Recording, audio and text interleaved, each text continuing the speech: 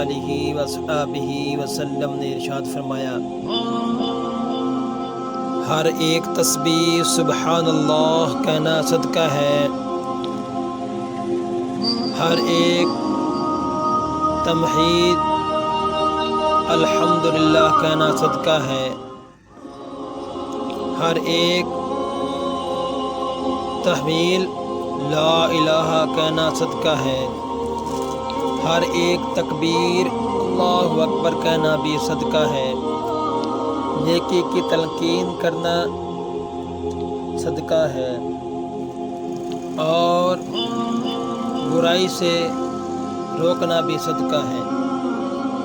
یہ احادیث مبارک رسول اللہ صلی اللہ علیہ وآلہ وصحبہ وسلم نے فرمایا، اگر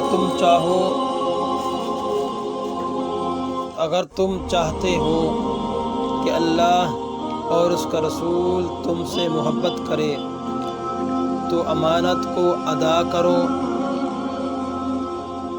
اگر تمہارے پاس رکھی ہوئی جائے اور سچ بولو، اور جب بات کرو اور جو تمہارے پڑوسی ہوں ان کے ساتھ اچھے سے پیش آؤ۔ یہ احادیث مبارک صحیح جامعہ کے اندر موجود ہے۔ رسول اللہ صلی اللہ علیہ وآلہ وصحبہ وسلم نے ارشاد فرمایا، جب اللہ تم میں سے کسی کو مال عطا کرے تو اسے چاہیے کہ وہ اپنے پہلے اپنی ذات اور اپنے گھر والوں پر خرچ کرے۔ یہ احادیث مبارک ترمذی شریف کے اندر موجود ہے۔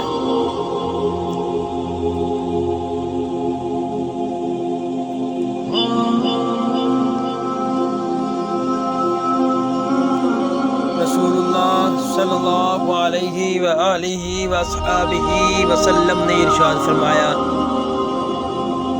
قیامت کے دن سورج مخلوقات کے بہت نزدیک آ جائے گا،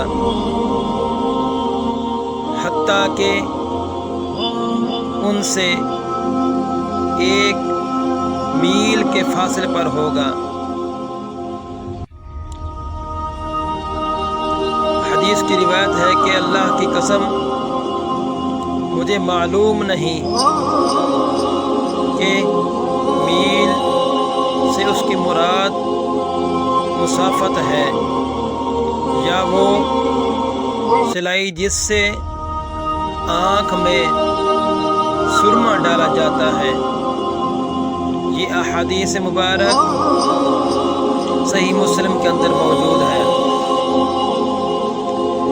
رسول اللہ صلی اللہ علیہ وآلہ وصحبہ وسلم نے ارشاد فرمایا، جس نے کہا سبحان اللہ العظیم وبحمدہ، اس کے لیے جنت میں کھجور کا درخت لگایا جائے گا۔ جامعہ ترمذی شریف۔ رسول اللہ صلی اللہ علیہ وسلم نے فرمایا، سب سے بڑا صدقہ روٹھے ہوئے لوگوں میں صلح کروا دینا ہے، اور سب سے بڑا ثواب یہی چیز کہ لوگوں کو آپس میں صلح رحمی سے رہنے کے لیے تلقین کی جائے۔